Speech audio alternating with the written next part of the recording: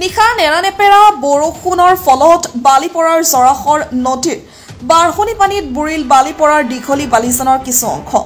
অসম আৰু অৰুণাচল প্ৰদেশত বিগত 3 দিন ধৰি হোৱা নেৰানেপেৰা বৰষুণৰ ফলত ফেনে ফুটুকাৰে বাঢ়িছে জৰাখৰ নদীৰ জলস্তৰ।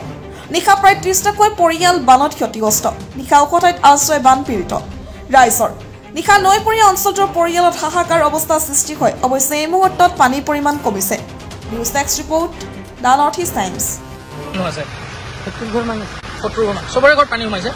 কিমান টাইমৰ পৰা সোমাইছে পানী? 7টামান। কোন নদীৰ পানী? জৰাখৰৰ। আজি বৰষুণ দি আছে কাৰণে হৈছে।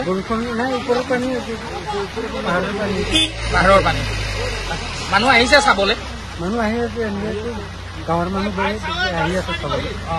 এনে চৰকাৰৰ মানুহ আহিছে চাবলৈ। আহিছে ৰাতি আহিছে।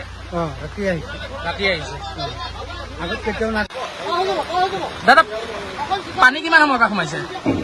পানীটো গোটেইখিনি গাঁৱতে সোমাইছে। কিমান মান মানুহৰ ঘৰত সোমাইছে? বহুত। এতিয়া হিচাপ কৰোঁতো ঢেৰ আছে। এতিয়া কেনেকৈ হিচাপ কৰোঁ? গোটেইখিনি